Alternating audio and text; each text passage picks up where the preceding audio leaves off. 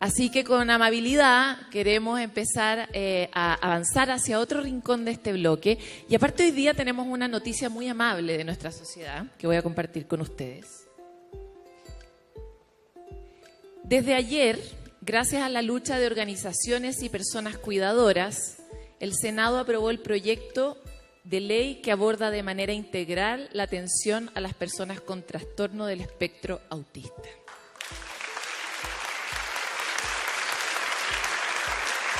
De eso se trata, ¿no?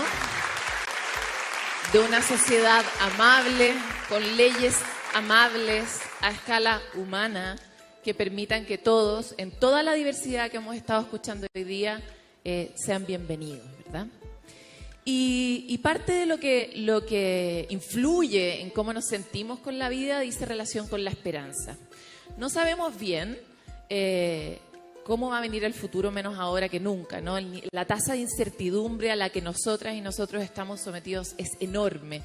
Pero si tenemos cierta confianza, por ejemplo, en que vamos a vivir un mundo más amable, o en que podemos cambiar la trayectoria de las cosas, o en que el futuro tal vez va a ser mejor, entonces la cosa es más llevadera, aunque no sepamos qué exactamente va a ocurrir mañana.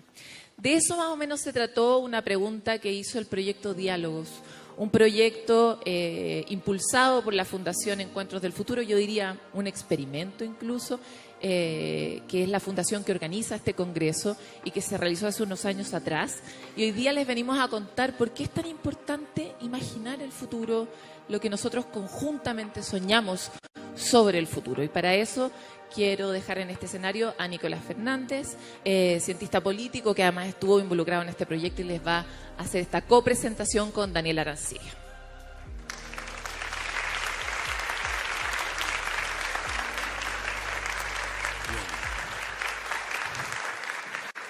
Bien. Hola, buenas tardes a todas y todos. En primer lugar, y como decía Paloma, a mí hoy día me toca representar a la institución que está detrás también de este Congreso Futuro y quiero aprovechar la oportunidad de saludar a todo el equipo que está detrás del Congreso y me encantaría si le pudiéramos dar un aplauso porque de verdad son meses, años.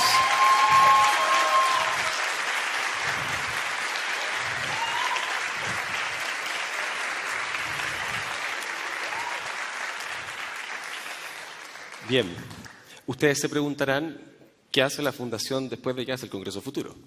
Y yo les vengo a contar uno de esos proyectos, una de esas preguntas que bien decía Paloma recientemente, en relación a nosotros que trabajamos con el futuro, nosotros que trabajamos con la ciencia, con la tecnología, con la innovación, con los saberes en general. Nos hicimos la pregunta de cómo queremos seguir avanzando en esta construcción de lo que llamamos futuro si no sabemos qué es lo que sienten y piensan las personas realmente.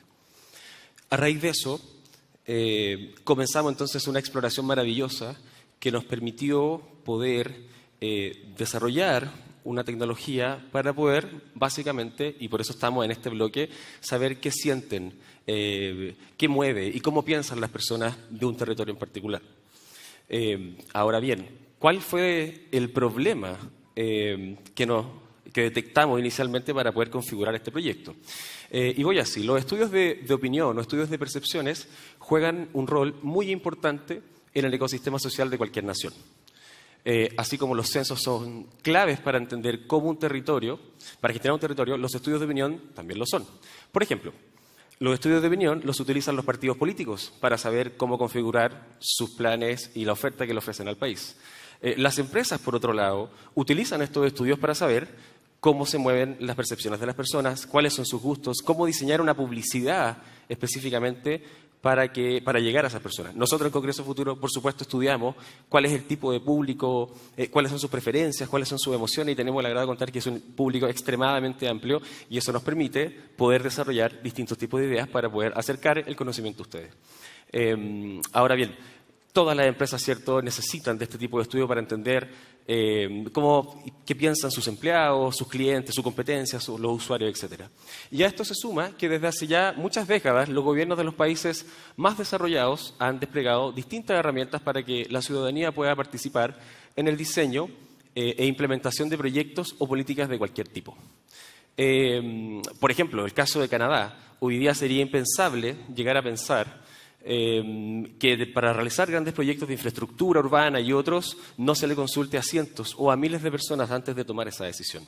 ¿Les parece común esa práctica en Chile? Nosotros creemos que no.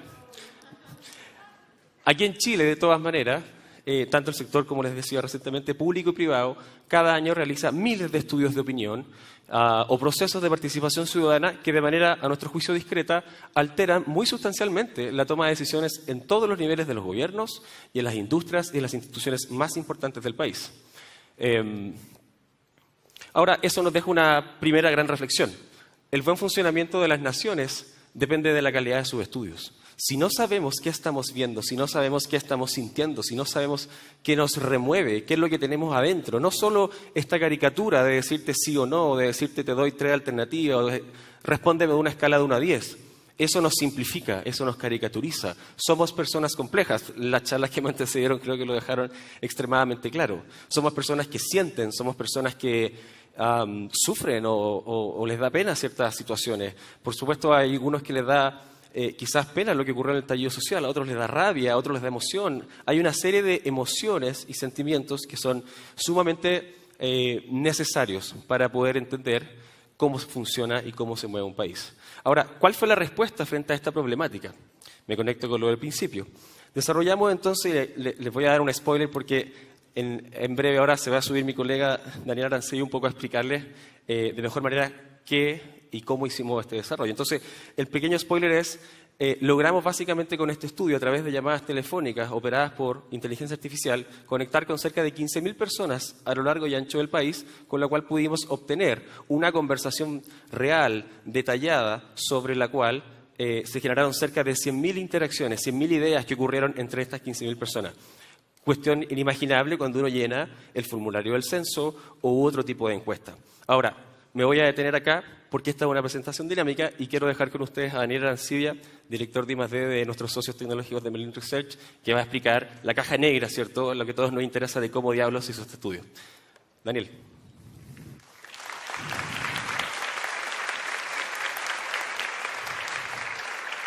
Gracias. Hola, muchas gracias. Efectivamente, desafortunadamente la mayoría de estos estudios padece de grandes limitaciones.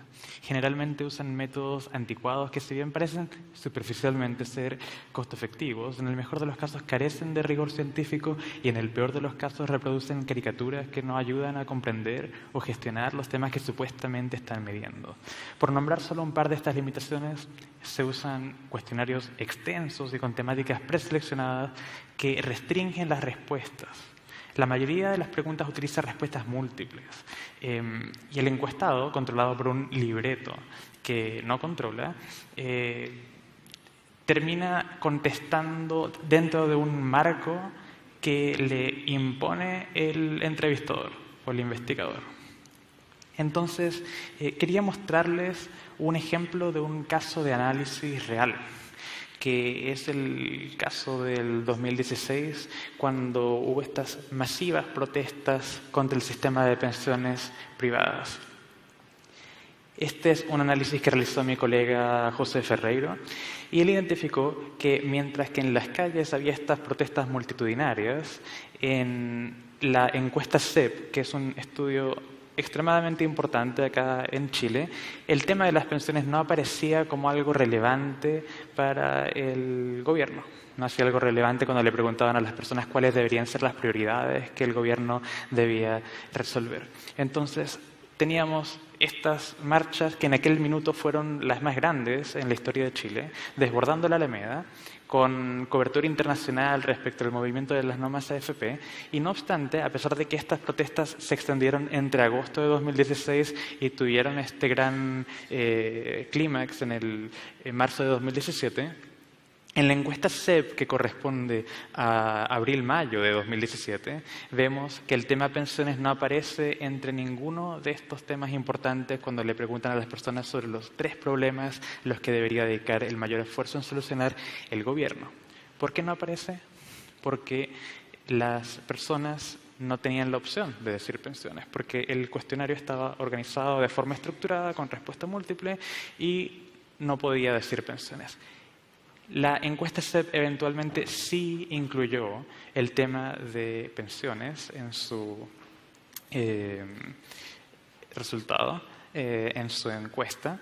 Recién en la encuesta CEP de noviembre, que se realizó entre septiembre y octubre de 2017, el campo, la publicaron en noviembre, y ahí debutó la opción pensiones, y cuando debutó quedó en segundo lugar, justo detrás de delincuencia, asaltos y robos, que generalmente está en el primer lugar de la encuesta CEP en cualquier momento.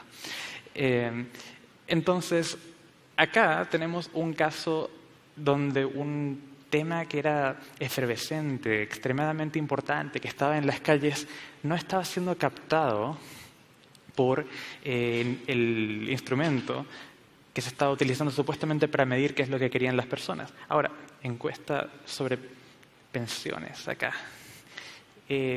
Imagínense la cantidad de temas mucho menos masivos, sutiles, que nos estamos perdiendo a raíz de este tipo de cuestionarios estructurados. Finalmente, lo que tiende a suceder es que cuando las personas requieren trabajar con muestras grandes, terminan utilizando estas respuestas limitadas. Y mientras más grande es la muestra con la que se está trabajando, más limitadas tienden a ser las respuestas.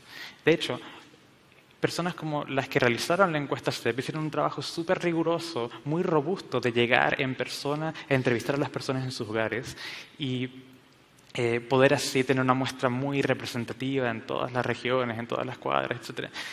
Pero, por lo mismo, terminan utilizando un cuestionario más bien limitado. Limitado porque cuando uno intenta trabajar con la data desestructurada que produciría una pregunta abierta, eso necesariamente requiere una gran cantidad de procesamiento. Requiere transcribir las respuestas, codificar las respuestas y tratar de darles sentido. Por otro lado, existe una alternativa que son los focus groups, que básicamente tienen preguntas abiertas, pero trabajan con muestras minúsculas. Pueden trabajar con las encuestas, con las preguntas abiertas, justamente porque tienen estas escalas minúsculas que les permiten dedicar tiempo para ver exactamente qué es lo que dijo cada persona, etc. Lo que nosotros intentamos hacer con el estudio Diálogos fue tomar todo lo bueno de las preguntas abiertas y aplicarlo a escalas masivas utilizando tecnologías de vanguardia. Para eso utilizamos inteligencia artificial en diferentes sentidos. Para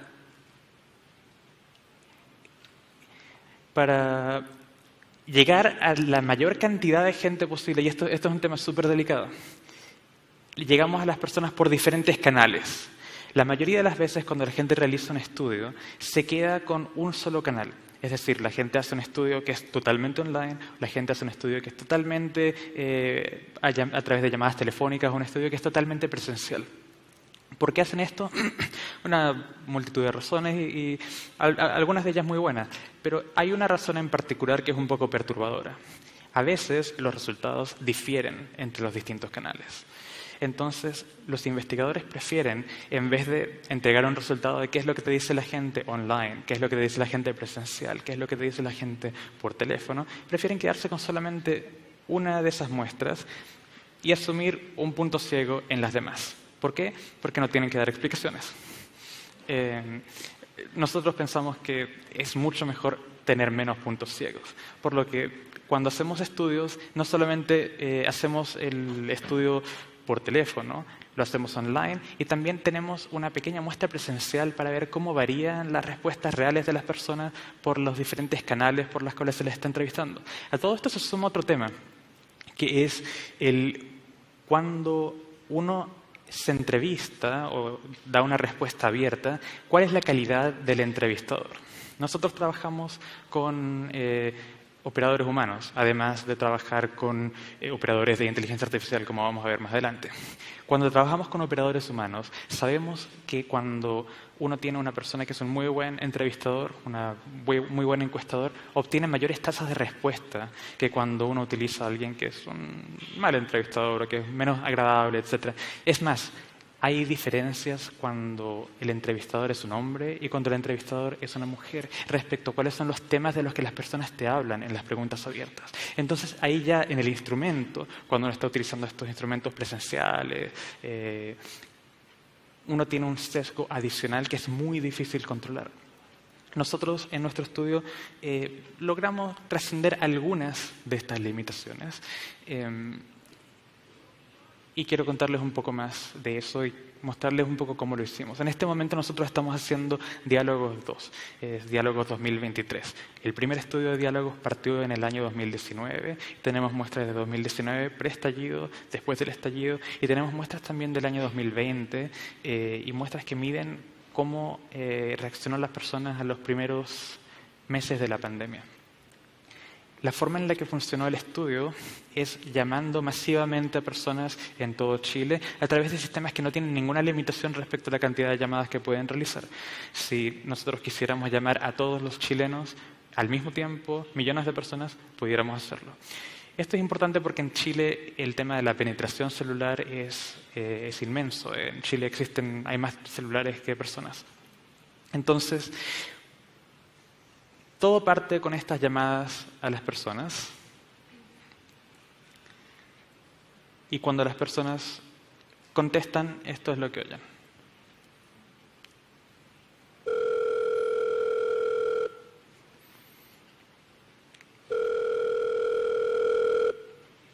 Hola, somos la Fundación Encuentros del Futuro y estamos realizando un estudio para entender el futuro que se viene. Tu opinión es muy importante y te tomará solo unos minutos responder las preguntas. Tus respuestas serán anónimas y confidenciales. ¿Quieres participar en el estudio? De ahí en adelante las personas contestan que sí o contestan que no. Y de esta forma obtuvimos en este ciclo pasado más de 12.000 participantes con más de 100.000 ideas codificadas, cientos de ideas para cada una de las distintas preguntas. Cuando estamos haciendo este estudio ahora, ya tenemos resultados preliminares con más de 1.000 casos que estamos procesando y no quiero hablar sobre esos casos porque no quiero sesgar la muestra. Todavía estamos en pleno campo y sería incorrecto ir y decir cuáles son los resultados de eso porque eso podría influenciar las cosas que la gente nos está diciendo. Pero sí me gustaría mostrarles, respecto a lo que hicimos los años anteriores, cómo pasamos desde la data desestructurada, una pregunta abierta, a data cuantificable. Y no solamente quedándonos con estas cosas como las nubes de palabras y estas cuestiones cualitativas que son de uso más bien limitado. Cuando la persona contesta el teléfono y accede a participar, se le hace una serie de preguntas de distinto tipo. Hay 2 preguntas abiertas que son particularmente importantes y que mantuvimos en el estudio pasado y estamos haciendo también en este. La primera es, cuando piensas en el futuro, ¿qué sensaciones y sentimientos tienes? La segunda es, ¿y cómo te gustaría que fuera el futuro? Ahora vamos a ver el ejemplo de una persona que nos contestó en Valdivia y que nos contestó para la primera pregunta. Vamos a ver el contexto. Inseguridad. La segunda pregunta, que es de la que vamos a ver el ejemplo porque es un poquito más compleja que inseguridad, vamos a escucharla ahora.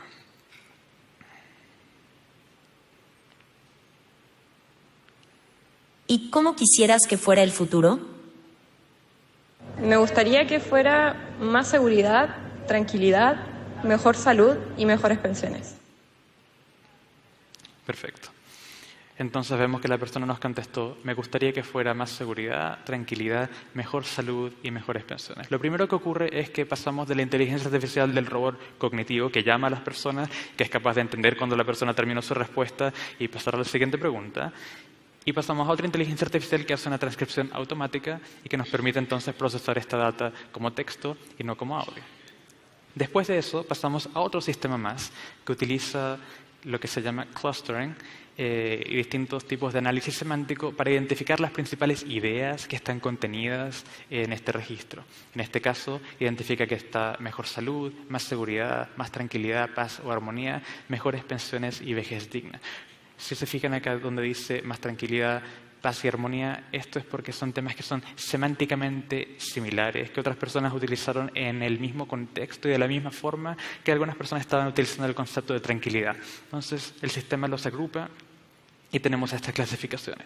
Pero estas clasificaciones no son iguales a las clasificaciones que estábamos viendo más temprano, que provienen de un cuestionario estructurado, porque estas clasificaciones vienen de las personas. Nosotros escuchamos a las personas primero y después surgen, a partir de lo que nos están diciendo, las clasificaciones y la forma de analizar este resultado, ¿no? Le estamos poniendo ideas en la cabeza al momento de hacerles la pregunta y los resultados son muy buenos. Cuando entran las otras personas, acá tenemos más de 12.000 personas que nos contestaron por este canal, vemos entonces que un 13% de las personas habló respecto a la importancia de mejor salud, un 5% habló de más seguridad, un 25% habló de más tranquilidad, paz o armonía y un 8% habló de la importancia de tener mejores pensiones y una vejez digna. Esto es súper importante porque, insisto, estas son cosas que las personas nos dijeron de forma totalmente espontánea, sin ningún tipo de sesgo previo en las preguntas que se le hicieron. No solo eso, sino que no solamente hablaron de estos temas. Podemos ver entonces la multitud de otros temas que surgieron. Hay una gran diversidad. Ahí estamos. Entonces acá está el resultado para la segunda pregunta, donde no solamente la gente habla de más tranquilidad, sino que también hablan de más igualdad, hablan sobre un futuro más justo, hablan sobre más respeto, un futuro que sea mejor que el presente, menos delincuencia o violencia. Lo que muestra este gráfico son todas las clasificaciones, todas las ideas que agrupan al menos un 5% de la población. Es decir, al menos un 5% de todos los participantes mencionaron una de estas ideas y por eso están sobre este umbral. Ahora, más temprano les mostraba cuáles eran las dos preguntas que hacíamos, donde la primera pregunta tenía que ver con las sensaciones y sentimientos que la gente siente respecto al futuro. Vamos a volver a ver el resultado de esa otra pregunta.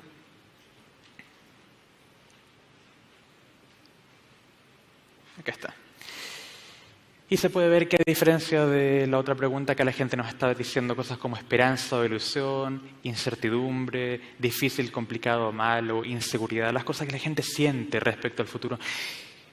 Y notarán de inmediato que algunas cosas son buenas, como el tema de la esperanza y la ilusión, y otras cosas son más bien malas, como el tema de la incertidumbre, la inseguridad, el miedo, el temor.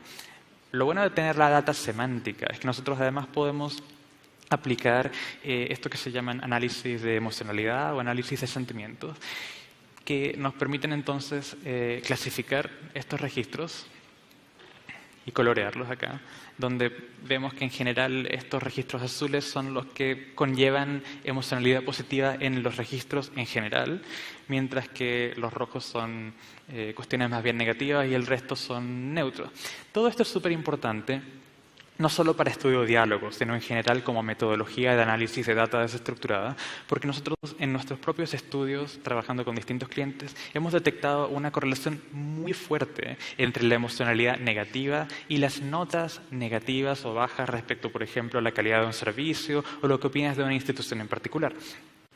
Esto significa que si tú eres una institución y tienes una sola oportunidad de interactuar con alguien y preguntarle algo, probablemente deberías poder hacerle una pregunta abierta, porque vas a obtener una gran cantidad de contenido y además, por una correlación fortísima, estamos hablando del 80%, vas a poder saber el nivel de satisfacción que tiene la persona respecto los unos de los otros, solamente en base al contenido semántico. Lo que ocurre actualmente es que cuando le das a las personas la oportunidad de hacer una sola pregunta, preguntan una nota, la cual es una caricatura. Finalmente, quería mostrarles un poco, es lo único que les voy a mostrar de lo que tenemos de la data preliminar por ahora, el tema de la incertidumbre, porque cada uno de estos marcadores semánticos, estas ideas que salen, surgen y exploramos, no solamente tienen importancia en el momento, no solamente son una buena foto en alta resolución de lo que está pensando la gente, sino que uno lo puede analizar en el tiempo para utilizarlo como un indicador más, y es un indicador de muy buena calidad. Nosotros comenzamos nuestro muestreo en septiembre de 2019, antes del estallido social. Cuando hicimos eso, un 18% de las respuestas de la región metropolitana decían espontáneamente incertidumbre respecto a lo que sentían sobre el futuro. Después, inmediatamente, en diciembre de 2019, ese número había aumentado muy significativamente a un 26% de la muestra y siguió subiendo en febrero de 2020 a un 29% de la muestra. Luego tenemos esta muestra de junio de 2020, cuando estábamos atravesando los primeros meses de la pandemia, y yo creo que no solamente en Chile, sino el mundo entero estaba conmocionado, nervioso, sin saber cómo íbamos a lidiar con esta nueva amenaza, y vemos que el número aumenta a un 38%. Un 38% de las personas espontáneamente habla de incertidumbre cuando le preguntas sobre el futuro. Hoy en día ese número ronda alrededor de un 30%. 30%, estamos mejor que la pandemia, buenas noticias, pero seguimos muy por encima de lo que estábamos cuando comenzamos a hacer esta medición, y es algo que es súper interesante de monitorear. Asimismo, todos los otros indicadores también son extremadamente interesantes para analizar en el tiempo, y creemos que este tipo de datos realmente van a ser un gran aporte a los estudios a medida que se popularizan las tecnologías, las metodologías, y la gente se anima a realmente tratar de dejar atrás las caricaturas y escuchar lo que dicen las personas. Para concluir la charla voy a volver a dejar a Nicolás. Muchas gracias a todos.